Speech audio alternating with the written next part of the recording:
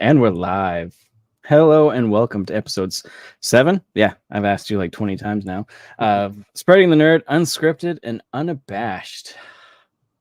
I don't know.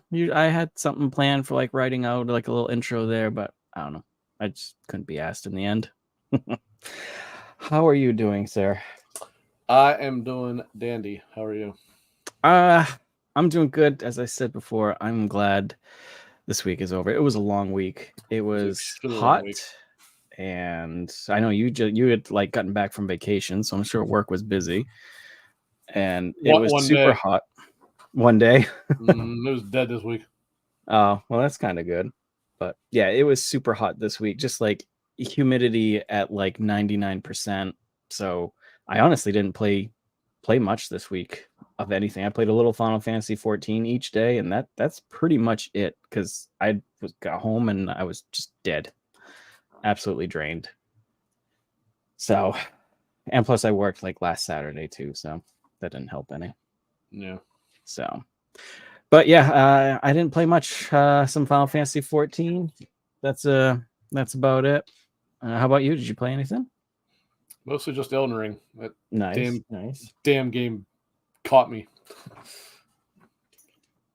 What? My daughter says hi. Do you want to say hi? Hello. All right, fine. See We you have a later. guest appearance. No. I Yeah, guess not okay. too quick, I guess. Whatever. Do you want to say hi?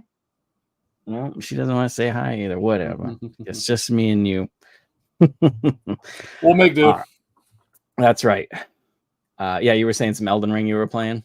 Yeah, I actually, as a joke, my one friend who's like a total like FromSoft fanboy, I loaded up PlayStation app and just set up my I went into Elden Ring and then I loaded the trophies in it and just organized them by date.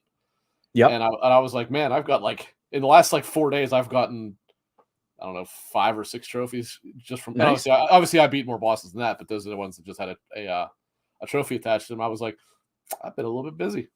Nice.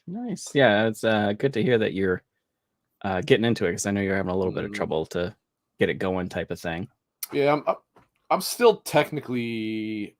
I forget where it was I was talking about it. I want to say maybe it was on XVP's community episode. I had said that I had just gotten to the like Mountains of the Giants or whatever it's called. I'm basically still there. I actually didn't progress through that at all, but I started doing some other various locations. I finished Ronnie's quest, so got myself an Elden Ring wife now, and and I got the whatever it's called, the Moonblade Great Sword or whatever it is. Can't use it. I'm a solid 17 levels of intelligence too low, I think it is. Ooh. 38, I think I have 21. So little ways to go there. Yeah. And I mean, I have an enormous number of Larval tiers, so I could go respec, but I don't really want to because I don't want to change my character. I just want to be able to use that sword. Yeah. But I finally have like gotten it to a point where like I can play the character I want to play pretty comfortably. So cool. That's good. That's good. Yeah. That's good. And you said you ordered that you were showing me that Elder Scrolls was it not Elder Scrolls. Elden Ring, not Elder Scrolls. Like a I guess you could say it's a lore tome, basically. Yeah, that's the better way. I was gonna say like art book, but that's definitely better. Oh no, it's much more than art book. That thing is gorgeous. Oh, it's insane, but it's priced as such as well. It is actually, but the day after I discovered it and showed it to you, and consequently paid $275 for it. I actually happened to log on to Push Square. Push Square and Pure Xbox are probably two of the three main sites that I go to for gaming news and stuff like that. And actually, Push Square actually had it on there. It was called what the heck is the thing called? It's called Grace something. Oh man, I forget the name. I'll look it up here. You think I'd know since I spent all the damn money on it, but right. Yeah. So actually, on that note, because of that, I kind of got the bug in me to start trying to figure out some of the insane lore for that game. Jesus. Yeah, it's crazy. Jesus. The more you try to make sense out of it, the less sense it actually makes. Like I couldn't tell you anything about it, yet I know the lore is crazy. Well, I know a little bit more now because there was so much that I missed, and some of it was my own fault, but some of it was. I was actually trying to explain this to Nate, who will probably be joining us here later, but he's not here yet. Like we were discussing, and he's a big Destiny guy, right? And we were trying to discuss with the two of us what probably has more lore. If I had to guess, I would say Destiny probably does, just because it's so much older at this point. Right.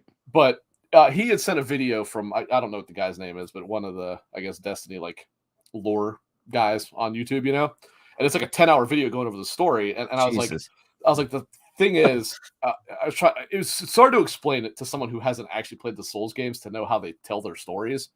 But I was like, the problem is that Elden Ring and obviously Dark Souls and all that, they don't have like a typical story to progress through. It's you could tell the story of even Elden Ring in 5 minutes, right? It's all lore and backstory, and and I know Destiny has all that too. I'm just saying, like, so because of that, I'm guessing Destiny does have more, but and I'm actually very mad here. I still haven't found the name of this. I know it's called Grace something. Grace Given. That's it. It is by Toon and Fairweather. And then just as a little bit of story to how I got there. Yes, like Silken had just said, FromSoft games have lore and no story/narrative. That's pretty much spot on. Because the reality is, even in Elden Ring, which has a little bit more than the other ones, it's still essentially, you're tarnished, which you kind of find out what that is, or I had to learn what that was, is more what it was.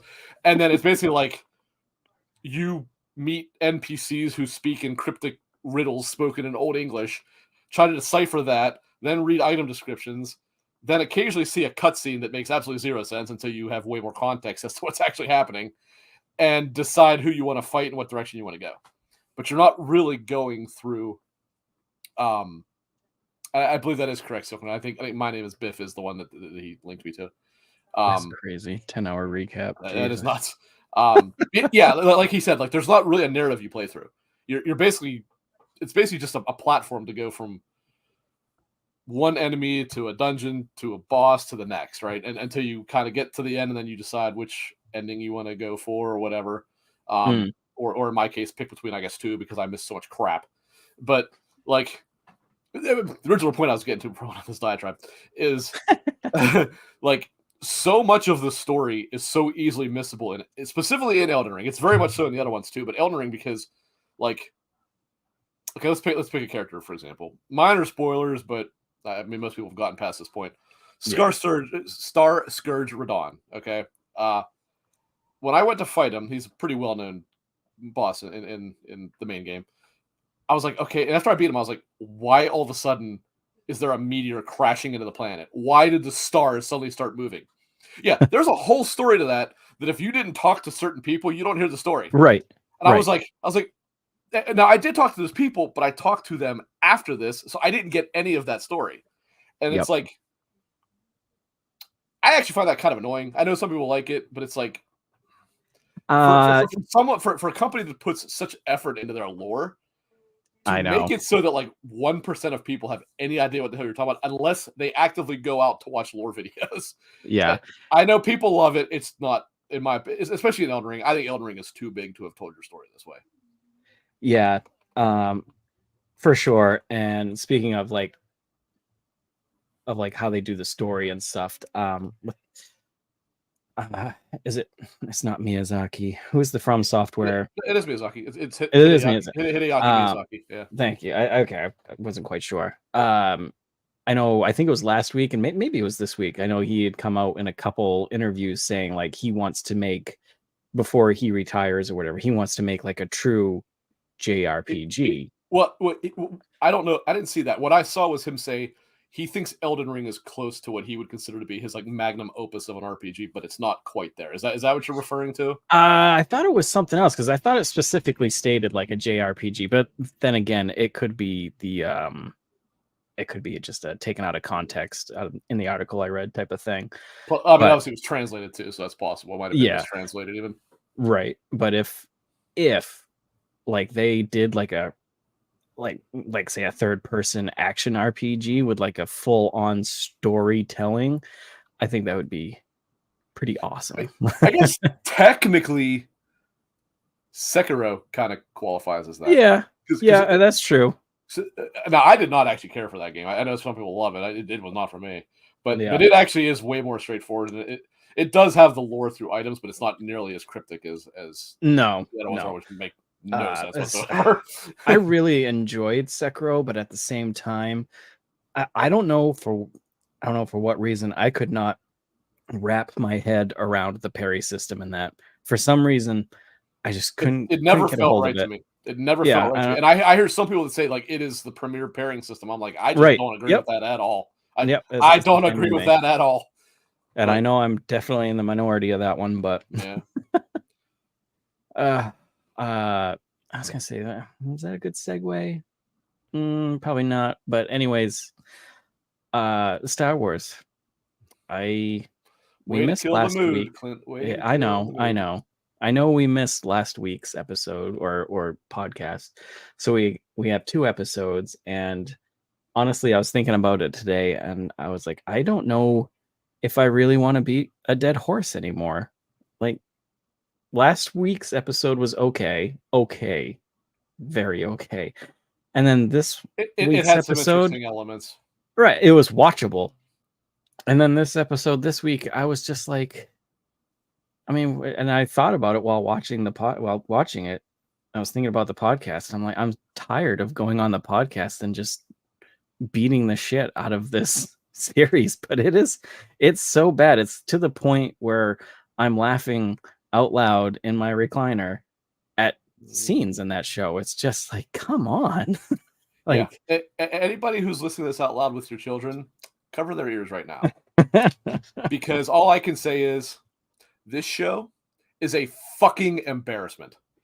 it is. It is an absolute atrocity to a damn brand that Disney was already doing their damnedest to kill. Yeah. And Jesus, did this speed that up. Everybody involved in this show should and I'm not even being remotely hyperbolic, should never be allowed near Star Wars again. No. And you know not what? at all. Kathleen Kennedy, not only that, she should be forced to watch this show while someone shoots her in the back of the head for allowing this to happen. It's just It the is writing an embarrassment. It is so bad. Middle schoolers could write a better script than what Seriously could. And that's not a joke. That is the god awful Yeah. truth. I texted you while I was watching it because I got up early Wednesday or Thursday morning. I can't remember. And I was like, I can't sleep. I'll start my day off watching The Acolyte, which was fucking mistake number 1. And I texted you afterward, and I was like, it's literally like watching a 3rd grade play at a school. It's just, and the amount of inconsistencies in everything. yes. It's like, you know what? Say what you will about the prequel trilogy and to a lesser extent original trilogy, since people have convinced themselves that's just so much better. But they were consistent, right? Whether you liked the lore that the prequels added or not, they were consistent. George Lucas made damn sure that everything he said still fit with the lore. Right. And Kathleen Kennedy makes no attempt at that whatsoever. It's just, no. Oh, you think this would be cool? Okay, let's make it happen then. Yeah. And the fact that I don't know which writer is, but one of the writers it's literally said, is that the one who was like, I have never seen any Star Wars. Why are you writing it then? There's so much canon to understand with Star Wars that you can't just have some person that's never watched it or seen it or done any kind of study on it. Like, just so bad. I can't help but look at it and go, the minute they started talking, or the minute somebody writing the script or writing whatever you want to put it out, the screenplay, whatever it is, mentioned this witch coven, the entire thing should have been crinkled up and restarted. Because it is the dumbest goddamn thing I've ever seen. And it's the thread. Yeah, I'll give you a thread. God, and the power of what? The power of 2, the power of many, or whatever, or the power of 1. I sent to Krista and my other friend, obviously because of Disney's, litigation happy nonsense. Somebody couldn't just put like video of it up on their channel, I don't think, but I did find a link of where they did the chant of the power of one, the power of two, the power of many, and I linked them to it, and I was like, this is the honest to God real thing. This is not edited. This is the true thing. Right. And both of them basically said, like, I cannot believe that's in a show. And the show has $180 million budget. Yep. $180 million. You could have spent I don't know where the budget's going. You could have spent $10 and done better than that. Yeah. 10. I honestly don't know where the budget's going because the costumes are very okay. The sets are awful. Sets are awful. You can tell they're just thrown together. Like I said, I'm so tired of beating the dead horse, but like I was watching it and I was like, as soon as this is done, I'm going to rewatch Andor or something because I need to cleanse my palate. And it's almost like comedy at this point when the Wookiee Jedi was under mind control there. Oh my God. And she's like helping him like get out of it and stuff. And then for some reason there's like 15 witches of the coven like chanting back and forth, which whatever. If it takes that many to take a Jedi, that's fine. But like as soon as this trance is gone, they all just like keel over and die in like the most overly dramatic way that it's just like I was thinking about this today. For those that haven't seen it, this is the best way I can describe it. Remember how bad Shmi Skywalker's death was and how corny and cheesy it looked? That looked like friggin' Emmy award-winning acting compared to this. It was rough. It was ridiculous. And yeah, I mean, the amount of things you can pick apart from this episode, it was the worst flashback style episode because I thought 3 was bad, and then this literally took the cake of 3 because it took like 10 minutes of episode 3 of replaying it and then just put crap on top of it. I was like, this is the laziest shit. And like, okay, go ahead. Whenever the lightsaber battle is happening, how about Torben just swinging his lightsaber around for no reason whatsoever, not striking at anything, not blocking anything, just spinning it around. And it's like, that was clear evidence of someone going, well, we need something that looks cool, just doesn't actually need to have a point. Because plus, how did a guy who did something that unbelievably fucking stupid become a Jedi Master in 14 years or whatever the hell it is? And like a crazy Jedi Master from what we saw briefly. Well, we didn't see anything other than him. He took his vow of whatever they called it, like silence or whatever. Yeah. But that also doesn't make any sense because to become a knight and then master, he could not have been in the middle of that vow at that point, right? So it's just sort of like, he goes, you know what? I kind of feel bad randomly about what I did X number of years ago. I'm going to just hover in the air for a while until I decide to drink poison think about this. like a moron. Who wrote this? Who wrote this? Know. Oh my God. The other thing I was thinking of too, there's only 2 episodes left? One. There's only one to go. Oh my God. How are they gonna finish this? How? Unless it is you wasted rushed. 2 full episodes on this nonsensical flashback that both of them together you could have told in 15 minutes. And actually, if you'd have not told it in 15 minutes instead of an hour and a half, it would have been way better because that was a waste of an hour and a half. Yeah. So I don't know what's going to happen in one episode. Like clearly it's going to be typical Disney bullshit. And it's not going to end. It's going to be rushed. That's what, no, it's just not going to end. That's obviously what's going to be what's happening. They're going to leave everything open for another season. And you know what? Yeah. Kathleen Kennedy, shove it up your ass. I don't care. I'm not watching season 2 because you have shit away any freaking like confidence I was willing to give you. And the thing is that they'll probably get a season 2, even though critic reviews, regular reviews, People are hate watching fans it. Yeah. they're hate watching it. It was the same with Velma on HBO. The first season was absolutely trashed in every single way. You couldn't find anybody that liked it, but because of the poor reviews, everybody was watching it, and it got a season 2. Well, the whole idea of that show was stupid. But It was Velma so was bad, dude. far and away the worst character of the Mystery Squad, whatever the hell they're called. So why they gave her a solo show, I don't understand. And it was just so. I didn't watch any of it. I saw like clips here and there, and it was just Same. I can't I can't even bring myself. I don't even like Mindy Kaling, so I had really no interest in watching something where she was. Yeah. To be fair, I would rather watch that knowing well how it is over the Acolyte, because the Acolyte hurts my feelings. It hurts my soul. Okay, there has been a lot of really, really bad Star Wars content since Disney bought, right? Right. Actually, I can't say that's not true. They have ground that brand into oblivion, but there hasn't been that much bad. It's just been a lot of boring and a lot of pointless, right? Yeah. This is straight up freaking bad. Right. And like I said, when we first started watching the Acolyte, like I'm such a Star Wars fan. Like if they just shove it down my throat, I will watch it. And just be okay. That's fine, whatever. But this is just, oh no. Yes. I mean, if you love the Acolyte, you're good on you. To like it. You are more than welcome. Yes, to like it. You are definitely more than welcome to like the show. And if you do, whatever, perfectly fine. If you can find some enjoyment out of it, more power to you, honestly. But it is not for me. Like I said, I'm gonna have to rewatch like Andor, Rogue One, something to cleanse the palate. And as much as I bitch and moan about Star Wars, like the reality is, I came into this show thinking I was gonna like it because I like the setting.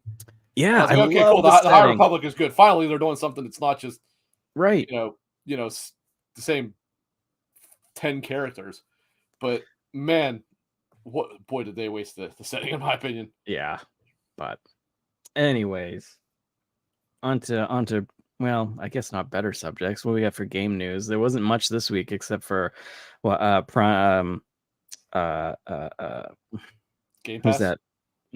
Game Pass is next. Okay. Embracer Group closing down Piranha Bytes. That sucks. I'm not a fan of that. They didn't make like anything fantastic, but they definitely made some games that I enjoyed.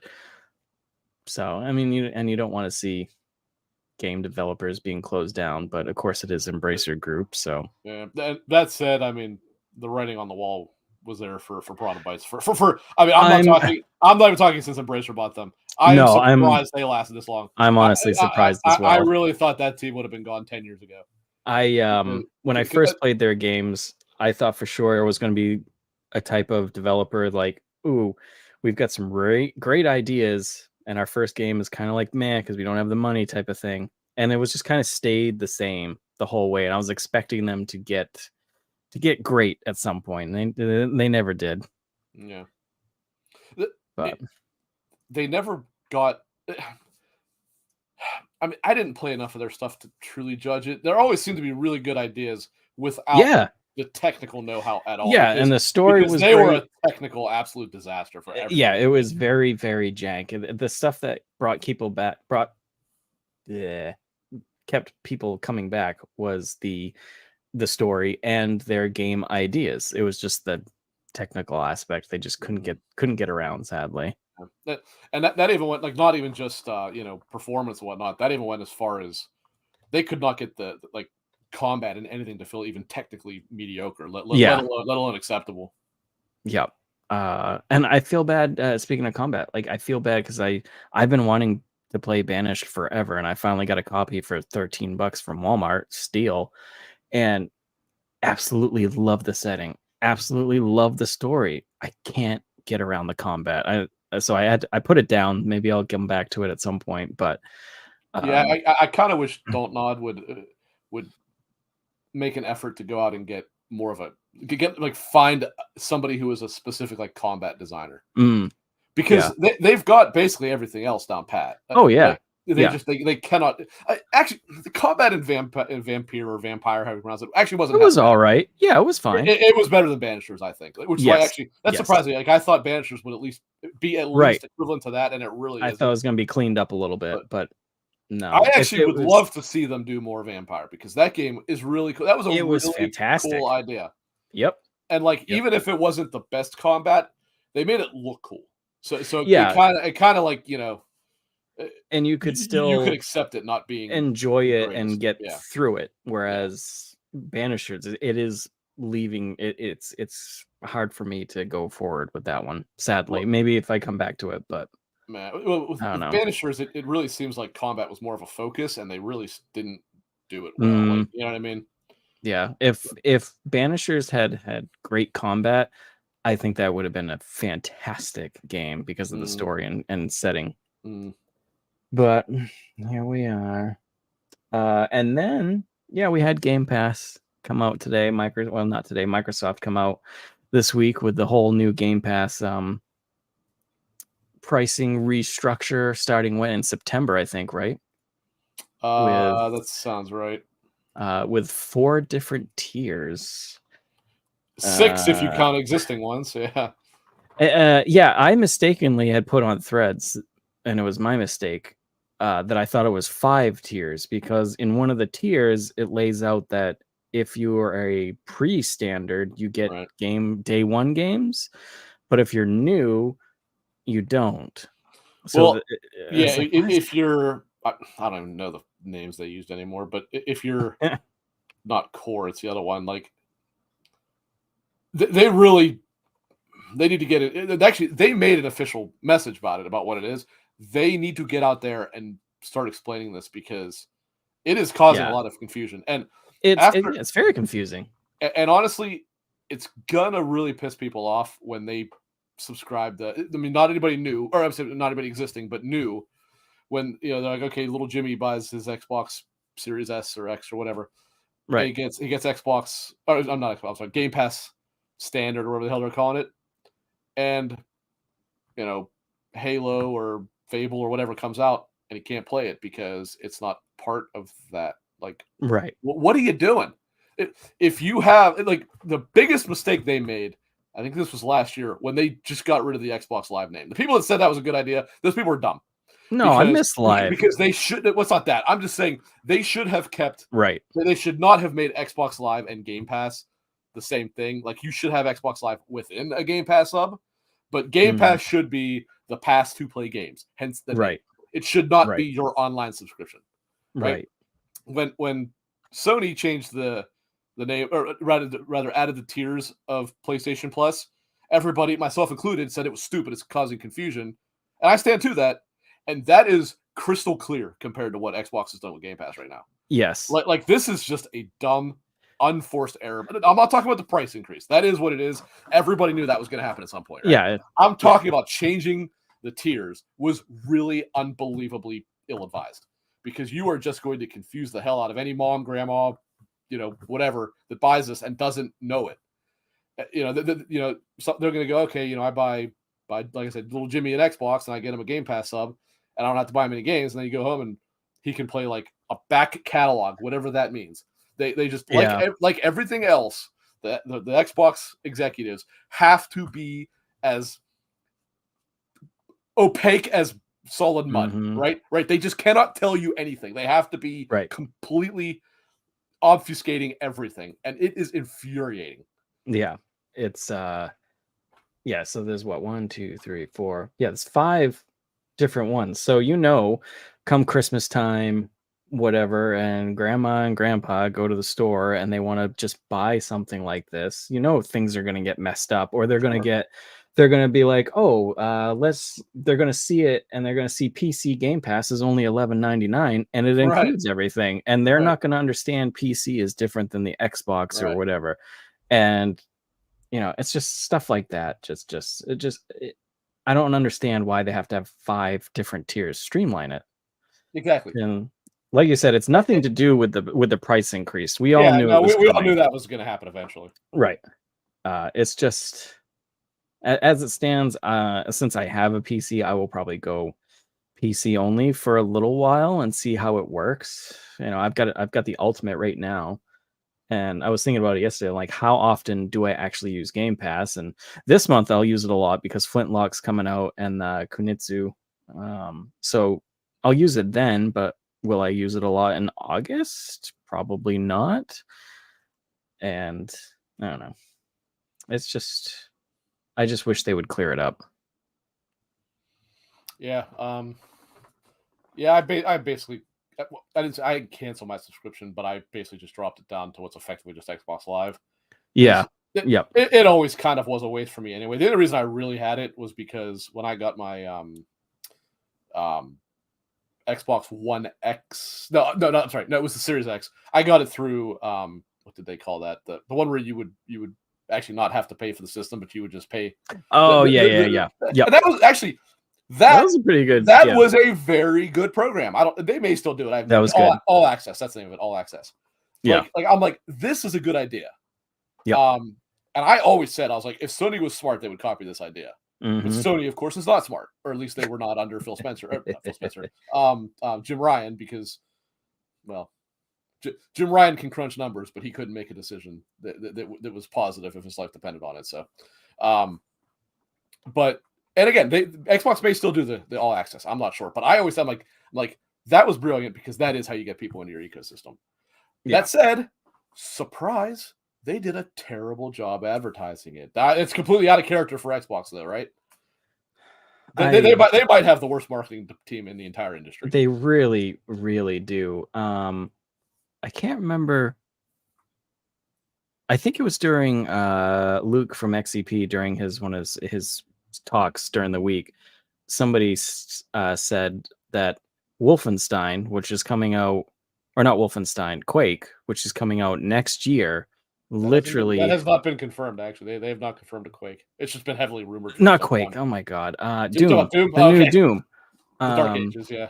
Yeah. It literally has more publicity and stuff than Hellblade 2 had. That's true. Yeah, that's true. And and that game's not out until next year. But that said, how much could you advertise Hellblade 2? Because the game's 4 hours long. You couldn't like when it finally came out and we found out how short it actually was. It's like, well, that explains why they couldn't really show much, because the more you show, the less there actually was to see in that game, right? Yeah. So, yeah, it's true. There wasn't very much you could show on that. By the same token, like I really thought their advertising for Starfield was pretty piss poor too, and like that was supposed to be like their 10-ton gorilla. I realize it didn't work out quite that way, but leading up to it, like it's not that you didn't know it was coming, because you did, but they really Bethesda did an okay job showing it. Microsoft did a terrible job. Yeah, and I was thinking about that like a little while ago, because when up to the launch of Starfield, I thought it was getting a lot of showing and stuff like that, and then I thought about it, and it really wasn't, like you said, Microsoft or Bethesda. It was other companies selling their product, like the Steam Deck cover, the backpacks and stuff. But then so much of it too, because I thought back on it, and like you, at first I'm like, yeah, they really are advertising this a lot. No, you know what? I was conflating so much of it being that, what is it, like 45-minute deep dive, and they're like, that was a good idea. They should have done that. But I'm like, you take that out of the equation, and they did not advertise that game almost at all. And it's they're crowning. This was supposed to be your console seller this year, Right. I'm just looking through other news this week, and I can't think of anything much that popped out to me. But like I said, I was pretty busy this week, and as soon as I got home, I was like, I'm done. I'm tired. Same here. Yeah, and then we got an update from George R.R. Martin. Sorry. That was my bad. That's all right. From George R.R. Martin gives update on Winds of Winter, and you can probably guess what he said. The book is not done yet. What a surprise! We're never going to get that book. Yeah, it's almost like we had it in our hands. Oh no, we don't. We're never going to get that book, and he's going to die. God. Yeah. Goodness. Yeah, did you have anything game news related wise that you can think of? I didn't Not really really. It really see was kind of a anything. slow day or a slow Yeah, week. I mean, slow week. Yeah. Yeah. I know. What is it? Prime Week's next week. So maybe we'll get some good game deals next week, maybe. Or Prime Day. I think it's 16th and 17th, I think. I see But, things. It depends. It depends what day you look, but every once in a while I do see some games on sale on that Woot, which is that like was it it's like offshoot of Amazon or yeah, like, it's like Amazon's like clearance store or yeah, whatever. yeah. There's some good sales on that. And I Mhm. usually what's his name? Wario Yeah, on Wario I think he 64. Yeah, yeah, I follow him on Threads and X, and that's kind of dangerous to follow him because he puts like sales it up gets of not expensive. just Yeah, games, but yeah. like art books and Mm, statues and mm.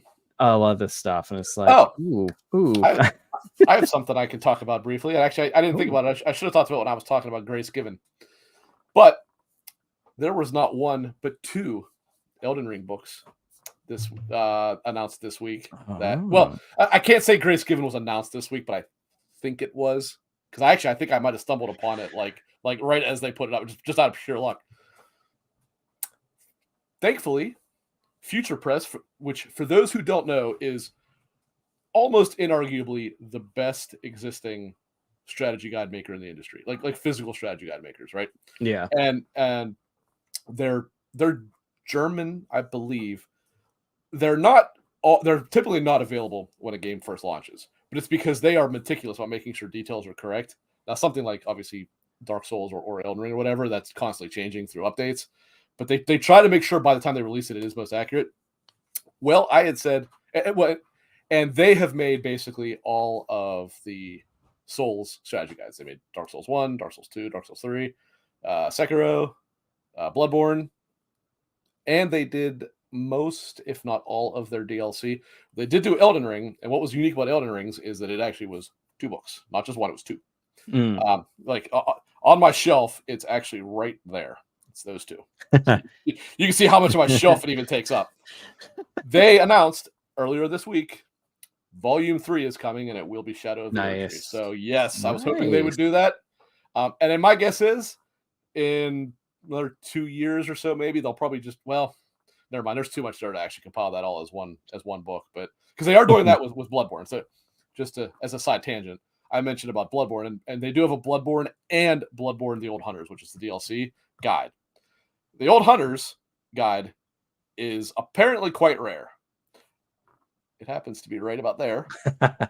But when I checked at one point, I'm not a sealed copy of it was going for like $400 for Jesus. just the Old Hunters, not Bloodborne, just the Old Hunters. Unreal. They've been going through and doing some reprints of various things because again they're not a big company, so they can't they're not like Brady Games where they can just Right. They print can't just bust out indefinitely. a bunch. Yeah. Plus they're basically all hardcover and they are all like super high quality, like I was saying. Yep. Um, they are doing, and actually, of course, I bought it because I have zero self control. But they have I forget how they're phrasing it, like a Ultimate Edition guide for Bloodborne coming out, where they actually are Ooh. combining the Bloodborne and Old Hunter's guide together. And in doing so, Mm. they had said like it's not going to be as fast as just taking the two and squish them together because there is some overlapping information. So, Right. and they're going to make sure that it doesn't tell you the same thing 3 times. But Yeah. I'm like, man, that's That's good of them to do that too, though. it is. It is. And the other thing Gotta is cash in. like if you are somebody who likes physical guides, which I am, it is very much Yep. a dead thing. But I love them. I'll take a physical guide every day of the week over some stupid Yeah. YouTube video. But I miss going to like GameStop or EB Games, and as you would pick up the latest RPG or the latest big game, and when you put it up there, that stack of strategy guides, and well, you're and just like, I'm put also a it firm there. believer, and I know this is heresy. I believe Souls players, if you like them, should have the strategy guide because there is so much that's just easily missable, and especially something like Elden Ring, where it's as big as it is tough to There's just look so it up much to miss. online and just find some random information that you're missing. Right. Whereas it's a little easier with a physical guide. There's so But much to miss. for people who are fans of physical guides, I cannot emphasize enough to support Future Press because they do not do the Brady Games and Prima when they were in existence. We're pretty infamous for having guides occasionally that would just be terrible. Like it would just have straight up wrong information. You do not get that with Future Press. Future Press are meticulous about everything. Nice. They're all hardcover. They are all just incredibly high quality images. Like I've had guides. I've had guides that were black and white. I've had ones where the paper was like toilet paper. Then I've had ones where like even the images were like smeared, so it didn't have like a not with Future Press. It looks like you are buying a top quality, just premier product. Nice. And so basically, if they make a guide for a game that I have or like, I buy it. Like they did both Horizon guides. I have that. I actually hope they update the Horizon 2 one to add Burning Shores, because I'd like that. But because obviously it came out before Burning Shores did, but they did make a complete edition guide for the original Horizon, so it does have Frozen Wilds in there. But just I was so excited when I saw that. It actually comes out like September, so it's actually being turned around pretty fast. Elden Ring was a solid like year and a half after Elden Ring did. Yeah, I miss the strategy guides. I miss I remember the one to Morrowind. I had one for Morrowind, and it was literally like a Bible. It was like 400 pages or something. Well, you can also on the shelf right there. You can see that Skyrim Legendary Edition is right there. Yeah, the gray one. That's what nice. that is. That was pretty thick. I think actually of them all, I think Elden Ring is probably the thickest that I have. Nice. I mean, there's two of them, but I was glad you turned me onto the website there, because there was some in the past that of course aren't in print anymore, that or I would have been like, yeah, I would have grabbed this for sure, just to have as a collection thing. But they do seem very nice too. Yeah, actually, another one that they're reprinting, and this was cool. Even though I was a little disappointed because it made the one that I have a lot less valuable. They made something called the Dark Souls Compendium. I think that's what it's called. Dark Souls Trilogy Compendium might be. It is similar actually to what this Grace Given is, except it's Dark Souls. But this one is official. Grace Given is unofficial, right? But they did do it's the lore of the Dark Souls games. It is the whole trilogy. It went out of print relatively early, which I didn't even know. And this was another one. I don't know how accurate this price was. I saw one going for like $1,000 once. I was like, holy shit. Well, they had started to do Future Press again. This is still who this is. They had started to do a series of reprints, and they started with, I think it was like the Art of Control. It was like Control's art thing. They did something else. I don't remember what it was. And then they said like they were taking a poll as to what people wanted. And I mean, by a mile, the Dark Souls Trilogy Compendium won. And I was like, well, it's a little bit of a bummer just because, which one did you buy, Silken? Did you buy the Compendium or did you buy Volume 3 of Elden Ring? I know you didn't buy Grace Given because we were all in agreement that I was psychotic. So it looks like Silken in the live chat here, as Rick was talking about this, went and just bought something as we were talking about it. Speaking of self-control. Yeah, well, when it comes to guides and books like that, I genuinely I am a sucker fish if ever there was one. Yeah, that's a good buy. So that is a genuinely good buy, and I think it is available already. I think the reprint's already done. I think they have them in stock. I might have to take a peek after. Actually, if you want to talk, I'll link the chat to it so that anybody interested can get it, because it is genuinely fantastic. So I know we talked about a lot of really good strategy guides, and I think we've mentioned this, me and you talking. The worst strategy guide I have ever. Final Fantasy IX. Exactly. Okay. Final Fantasy IX strategy guide. I think it was Brady Games, right? Or Prima? That one was Prima? Brady, I think. That one was Brady. It was the most god-awful strategy guide, because now this came out back in the day when the internet was still very new and pretty much everybody had 56K dial-up if you were lucky. And in the strategy guide, it would tell you half of the strategy, and then it would literally say, to know the rest, go online at Play Online. It was Squaresoft's website, so you had to go on there and you had to make an account and then find where you were in the strategy guide to find out extra stuff.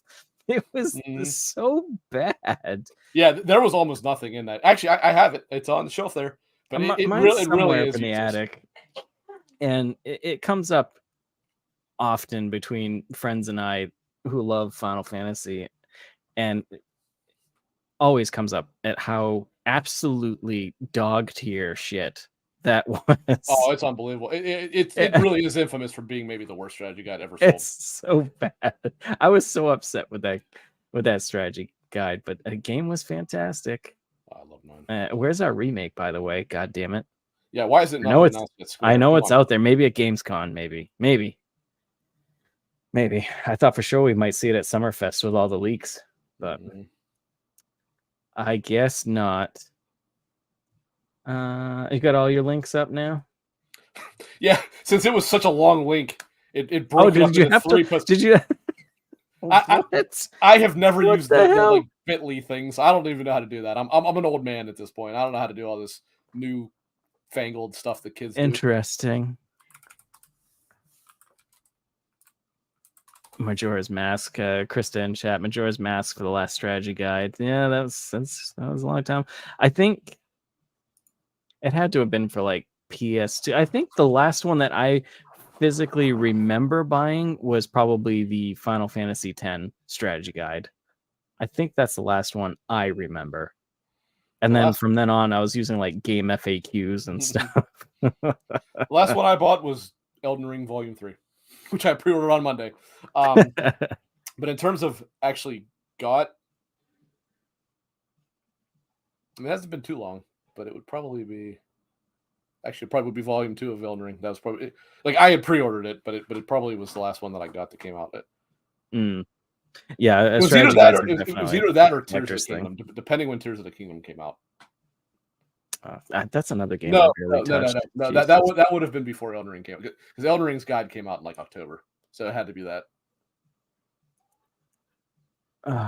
Well, I think we should go on to our new segment. What do you think? Are you ready? I'm ready. All right. So I've been looking forward to this all week, and this was originally Rick's idea. So all praise to Rick. I think it's a great All idea. praise and or internet cancellation. Yes. Well, I don't.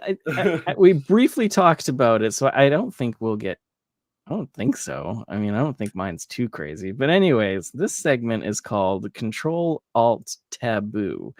So in this segment, we have each thought up of a game that we think would actually do well, if it ever got published, developed, or whatever, except there is one thing in the game, or could be several things. It could be the story, the hero, heroine, Setting, whatever. yeah, gameplay, anything that is just a little bit too taboo and probably wouldn't fly with the general public. Now, we But each came up basically, with one. to put this in simple terms, this is Kotaku bait. Yes, we did mention that for sure. Mm. And I'm pretty sure we didn't tell each other what ours was because we wanted to be a surprise for each. And then we're going to be like, It's a pitch. I'd We have play to it or pitch whatever. it. Yeah. Yeah. And I'm pretty sure when we were talking about it, it's like nothing so over the top that like you're straight up canceled and you're an asshole type of thing. Well, Just there something that's has to be not there has to be a reason why you think this will be good, not because you just right. want a rape simulator, right? Right. Like Exactly. it has to be like this would be cool, but the internet's too afraid of it. But you actually could do something cool with this. Like that's the general idea. Right. There's something there that's just gonna be like, oh, you pitch it, and they're gonna be like, oh man, you had us, and then we're like, ooh, take a step back. So yeah, Ctrl+Alt+Taboo. I've been looking forward to this one. Since this is your baby, I think you should go first. Okay. So as I told you, I originally was gonna write it down. Then I got lazy and I was like, I'll write it down later. And then I was like, you know what? No, I'm just gonna fly off the cuff with this one. Okay? It is unscripted and unabashed, so here we go. All right. So I have not come up with a name with it, which is fine. But so game starts and all you can tell is you're kind of a soldier in World War II. Okay. Oh, okay. You're running forward. You're in Berlin. You're specifically in Berlin. Okay. All right. And trying to figure out what's going on. You're finding, you see all the shit going on everywhere. And just wandering through, kind of picking up notes or whatever. The general gameplay is going to be something along the lines of, think of it as like an Uncharted, okay? Something like that. Okay. But then suddenly, your guy just gets popped in the head. You're dead, right? Then the camera pans back to you're actually playing, and you were playing as a German soldier. Okay. Not the SS. Let's be perfectly clear here. You are not the SS. You are not operating. Everybody calm You are down. not operating Auschwitz, but a German soldier. Okay, a German soldier who I've kind of gone back and forth with this, but maybe does, maybe doesn't know about the atrocities that the regime has done. Maybe it's just a dude who was conscripted and has no idea, and he's just fighting for the fatherland, right? Right. But I thought specifically, so for those who know the post, yes, Chris, I'm very well aware. I'm very well aware. Yeah, Krista in chat says, Rick, how many disclaimers is this going to every need? 5 minutes I'm gonna have to stop. Yeah. And I don't mean this. But for those who know the post World War II history, the Russians, who specifically would be the ones you're primarily fighting in this. I'm not thinking that like fighting the Americans or the British, right? Right. I'm thinking of fighting the Soviets. Okay. The Soviets in particular did do some pretty heinous things to the German, especially women, and they destroy their art and all that shit. And that's why I thought this could be kind of cool. Maybe you have a couple levels at the beginning where you actually are fighting at the tail end of the war, and then Germany, surrenders and all that stuff. But then, again, then all of a sudden you start finding out about when the Soviets are pushing into Berlin, and basically, obviously you've lost the war. I gotta quit trying to read everything because I keep getting off track here. But specifically, I was thinking you could. I'm trying to think the best way to describe this. Like I said, almost like an Uncharted thing where you're trying to maybe, fail in doing so, but trying to protect some of the German art and culture and cars and stuff like that the Soviets destroyed over time. So Indiana Jones, but not that's probably a better comparison. Actually, Indiana Jones probably is a better comparison than Uncharted. I like it. No, Uncharted works too because you're right. We're not really treasure hunting stuff. You're not really treasure hunting though. That's the difference. They're protecting. Okay. Yep. Like obviously for, to an extent, understandable reasons, the industry obviously would pretty much never let you play as a German soldier. No. But so long as you're not freaking again manning the Auschwitz, that there's stories you could tell from that perspective. You don't have to be a bad guy per se. I actually don't even think it'd be all terrible of an idea to have you be necessarily a bad guy. Not SS. Again, disclaimer, not the SS. But, and I also do want to say, my idea is not completely original because there have been games where you've played campaigns as the Germans, but not as a foot soldier. That's where the difference typically comes in, right? Yes. Yeah. But there have been like World War II flight sims where you play as the Wehrmacht. Yeah. There have been tank sims where you play as the, in the African campaign and stuff like that. But I genuinely believe it could be interesting to have you be a German guy and actually get the German perspective of somebody who had nothing to do with the Holocaust, right? Just somebody who was conscripted to war and had to do what he was told. And I think that could actually create a pretty interesting story. And the setting of being Berlin when the Soviets are ransacking it and taking the women and all that stuff, you could make it a pretty horrific and almost sympathetic for that side story, So I think that's freaking awesome. I think it could be. I think it could be. Really cool. I honestly truly think that's really cool because there's been plenty of times where I've played, the old Call of Duties and Medal of Honors, and it's always like I want to play on the German side, but like you said, what am I gonna do? Be an SS and kill innocents and stuff like that. The number is, getting canceled. Well, she's tried to cancel me a million times. It hasn't worked yet. So. But that being said, it hasn't happened a lot, but there are technically segments in Call of Duty where you play as terrorists.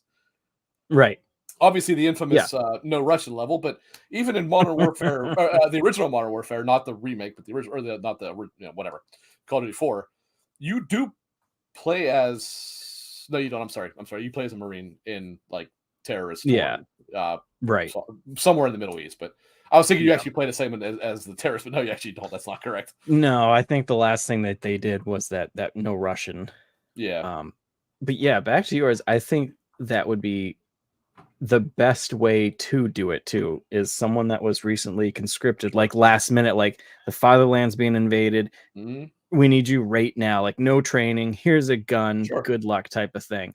And then you see it happening, and then all of a sudden, like, just a piggyback on yours is like he sees a museum under fire or something, or getting firebombed or something, and maybe a And quick flashback of where he used to visit it and see the paintings and so stuff. And something to also remember is in the West here, we tend to obviously World War II was probably the most obvious case of good versus evil. Like there was an obvious right. good side and there was an obvious bad side, right? Right, Right? right. There's no opinion to that. But the Soviets were not exactly good guys. Let's not forget that. Yeah, We kind of do because they were the Allies, but the right. reality is the minute that war was over, the Soviets were immediately the enemies of the rest of the world Yeah, again. yeah, So like so like like it's within not just a few actually years. like you're fighting. Yeah, there would obviously be some real pushback if you were just shooting American soldiers or British soldiers, but it wasn't the Soviet people; it was the Soviet government, of course, because Right. Joseph Stalin was every bit as bad as Hitler in many Oh ways. yeah, yeah, But he didn't cause genocide, but that's about where it ended. Um, yeah, yeah, but exactly. but like nonetheless, and I know people, oh, real sympathy for the Holocaust people, and that's true. But the reality is, any culture being destroyed is not a good thing, right? No, And no. and they did destroy some truly remarkable pieces of art and truly Right. exemplary, like automobiles and stuff like that. Just Hmm. absolutely wiped off the planet because they just ransacked the city. Yep. And so you really could do something very cool with that, I think. Yeah, I think that's actually a good idea. And but like you said, even if you pitched it as, like you said, an Uncharted, and you could Mhm. have great gameplay, Sure. but as soon as you say that, oh, you play a recently Mhm. conscripted, even doesn't have any clue what's going on, I, people just I'm would gonna not adjust allow it. that because I just thought of something. Instead of Uncharted, something like the Saboteur, That because was a good game. that was a very good game actually. Yeah. But also that would work for exactly what I'm saying because Yep. it'd just be an interesting twist on it because in the Saboteur you are I think he's Irish in Uh, Nazi occupied Paris. yes. Here Yeah. you would be a technically a Nazi, but in Russian occupied Berlin. So that actually Right. could be a pretty decent twist on it. Yeah. Like kind of like a stealth almost gameplay type of Yeah. thing. Yep. You could As well like as maybe like a mini little open world of Berlin or something like that. right. I think Right. that could be awesome actually. I think But I no, I think the idea is definitely awesome. And I think the only, like you said, like we have to throw something taboo in here, is like he is sure. conscripted Sure. into the Nazi army. Sure. Yeah, he is a You German soldier. There is no right, if ands buts right. about that. Like that is the So point is you that are a is German definitely the soldier. taboo point, but you could make this game And make it and just have it respectable. be a Yeah. civilian or something. Right. But at the same time, could you get away with it with killing Russians, even though they were our ally at that point? Now You you know, could. They'd be just fine with you killing Russians yeah, it'd be now. just fine now still. But Like 4 years ago, it might not have been okay, but now right, it would be right. fine. So I know I think that's a good, I think it's a good idea. I like I think it. so. I And think so. like I stated before, I've always wanted to see from the other, there's Sure. a few Absolutely. uh, uh World War II films, and they're all foreign from the German Mhm. point of view. And there is a few that where it's from like recently conscripted or Mhm. someone that doesn't want to be there, but Mhm. and they try to do good, but they can't. And very good films, and it's interesting to see, whether bad or good, how the other people see and react to things. In so much media, the bad side is the more interesting side. It's Right. really common to be the case, and like, Yep. why not then see it? You don't have to pretend like you're the good guy. Like this doesn't have to be Right. like oh yeah you might be saying all this stuff seeing all this culture destroyed, but it doesn't have to be like a well suddenly I'm starting to see maybe the German perspective and maybe they're not so great. Not have to be like that, but it's Right. like Right. maybe it can show you like oh hey random people were caught up in this too, right? And maybe throughout the game, maybe your guy then starts to learn about, like Nisa says, In Band of Brothers, they sort of touched on that at the end of when a troop of Germans. That's true. Yeah. Like there were, I think it does reference. There's whole groups of Yep. well, there's whole groups of civilians who did know about the concentration camps and ignored them. But then there was also whole groups of the Yeah, that military just that didn't didn't know. knowing about it. And we're like, Yeah. what on earth is this? We want nothing Yeah. to do with this. I mean, Like, you that figure could be the no case. internet, nothing like that. Yeah, yeah. You know, maybe whatever maybe you were you're spoon fed, you believed. sure. And if you were somebody who was, say, sent to France, right? Like, I mean, they were in France. You probably had no idea that was happening because Right. that was nowhere near where you were. So Yeah. unless word somehow got to you, you probably didn't know that was happening. So Yep. it could be a pretty interesting way to tell a completely different perspective of a otherwise I like well-known it. story. And now I kind of feel bad because I don't think mine sounds nearly as good. But I don't know, it might. I don't think it's more taboo, but so Bring no, the heat. Let's go. I to end on yours, I really do think that's an awesome idea, and I think it brings the segment perfectly of that taboo line of like, hey, this sounds really good, and then all It of a definitely sudden, is something that the industry would not like, but there's a right. reason why it would be good if done correctly. Yeah. If That's it was kinda the done whole point. correctly, could be done awesome. Yeah. But yeah, very, very good. I like it. I give it an A plus. That's great. So mine doesn't have a title either, and it's gonna be a third person game in the future, kind of cyberpunky, kind of like cyberpunk. So everything's in the future. We're getting to that point. Like, we know AI is very heavy now that we're getting into, but now it's getting even more popular where people have like AI chips inside them, so to speak, so they can figure things out, do things quickly, whatever. And if you die, if you're rich enough, you get uploaded into another body. And these bodies are like human bodies, like they have organs. It's not like a T-1000 from Terminator or something. It is a human with a chip in the brain, so to speak. So I was thinking that the person that you are finds something out about this higher corporation that obviously is bad, and you find out about it, and you are going to tell the world about it, and they find out about it, and they kill you.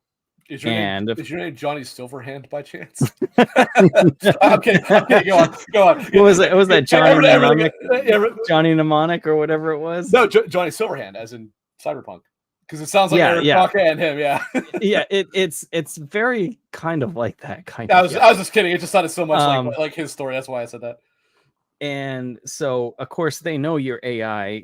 As soon as you die, if you're rich enough, you have a body on standby. That's kind of like in a gelatin or whatever, and it'll upload. So they try to, as they kill you, to cut the line, so to speak, somehow with the cloud network or whatever. Can't upload you or whatever.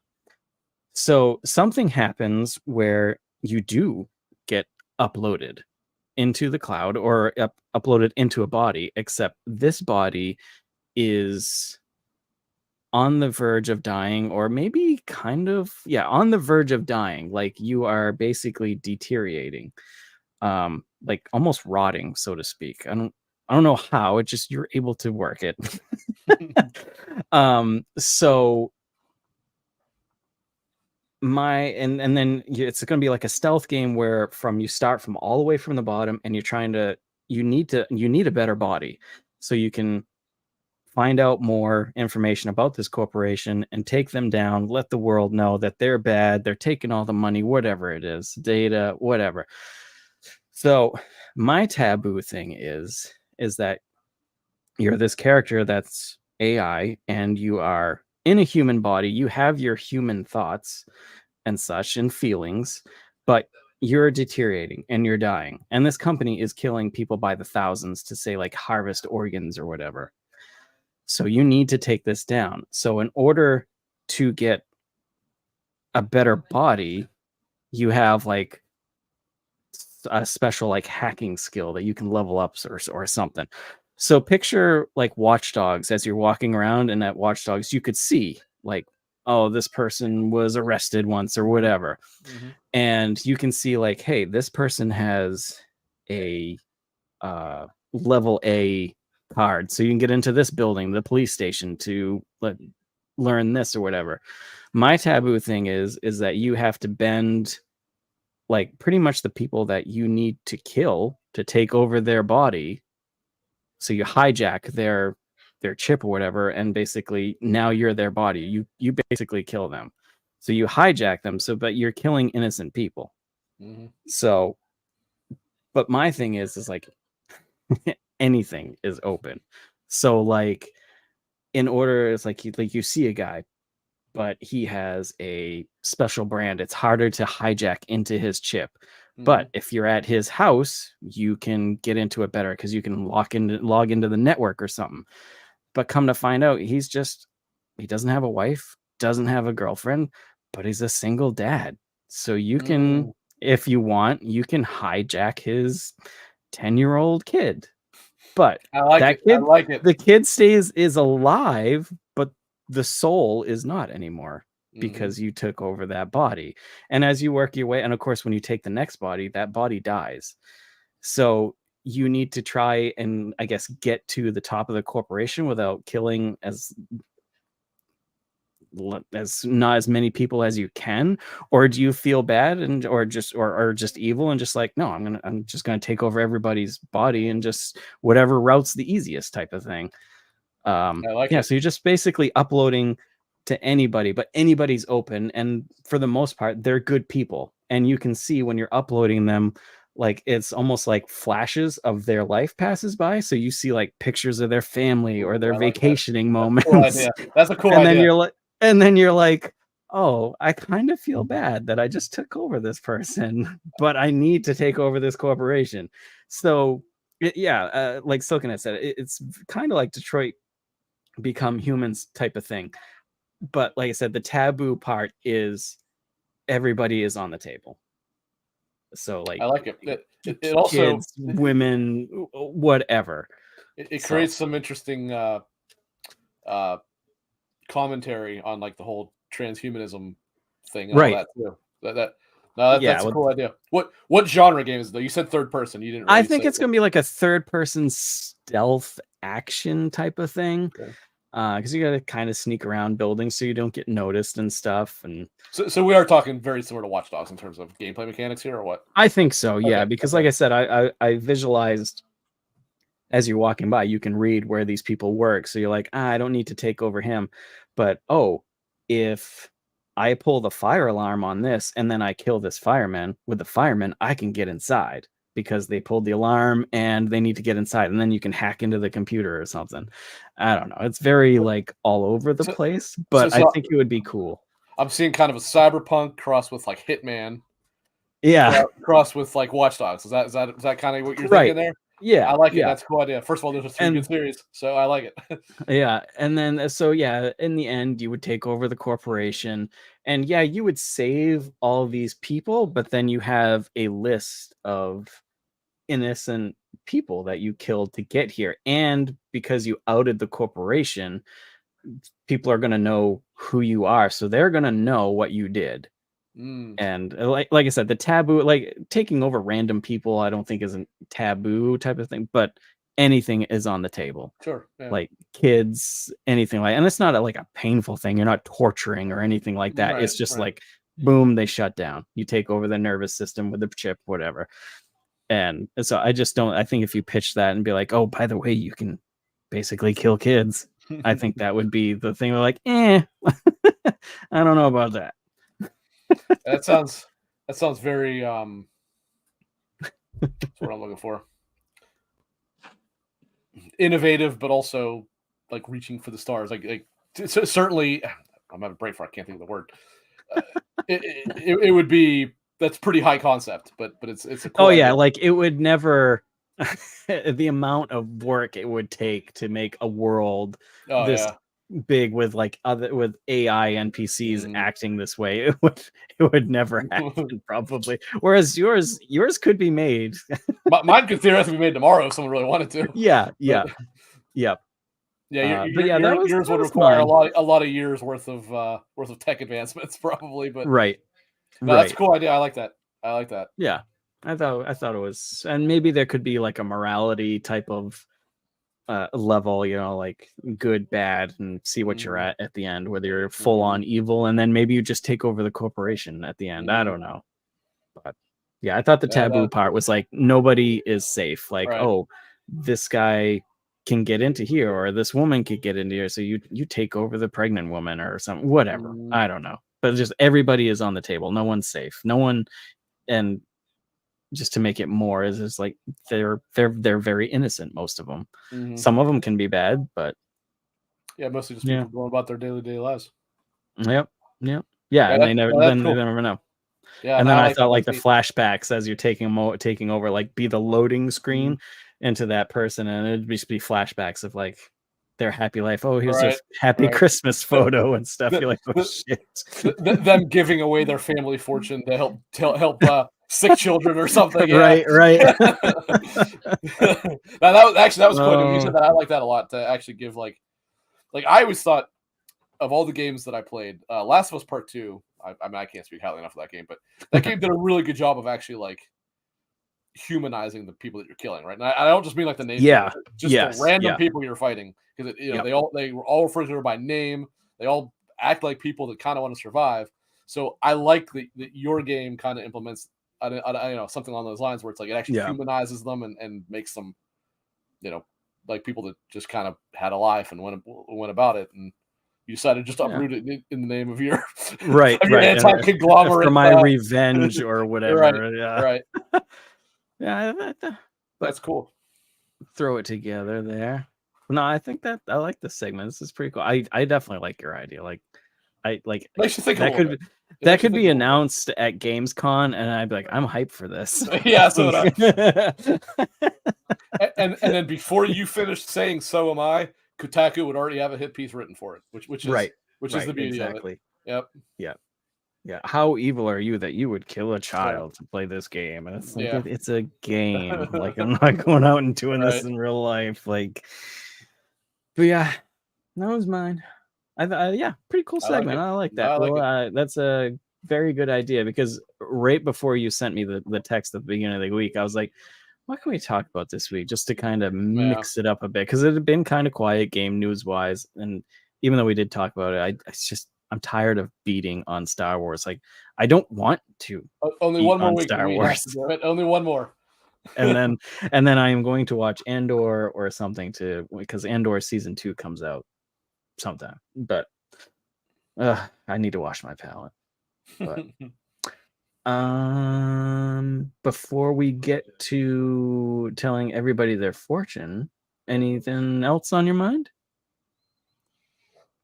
that you can Unfortunately, think of? I think I did have something coming into it. I don't know what it was, so I'm gonna say no.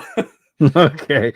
I think that's it for me too. I think that's it. So fortune time. Do you have your fortune cookie? Right. Look at that. Look at that. Look at that. I'm getting into a rhythm Open it. now. I know. The family was eating in the kitchen. There, I came back as I told them. I was like, "I'm gonna do my podcast," and then I came back in. They're like, "Oh, you're doing your podcast." I was like, "I gotta get the fortune cookie. It's the best part. It's the only reason Silken It and Ellery stick around." You want to go first? Or you want me to? I think you went first last week. I think, did. or the Yep. week before. I'll go first this week. Let me see what I got. Nobody wants the numbers. Trust your instincts and make a bold move this Friday. So you got a couple hours to I'd make say a we're running bold out of move, time here. people.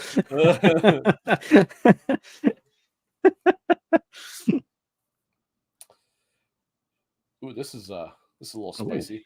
I like it. Share yourself and your Oh, possessions with close friends. okay. Friends with benefits, folks. That's what this is That's saying. right.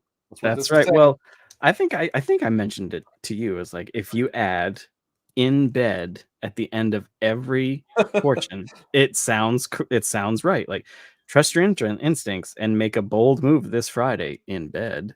Like it just works. I don't even need to add that to mine. It's already No, it's already yours in is there. already Yeah, in there. yeah. I like it. So there you have it, people. Go out there Yep. and sleaze Share around. everything and do it by the end of the night. Yeah. All right, I think that's it for us. Thank you very much, everybody in chat and everybody listening.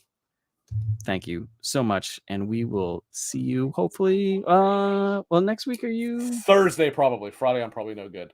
I'm gonna be. I can do something Thursday. I think Krista and I will be most likely joining the Weebdom at TechoCon in. Oh, that's right. You're going to that.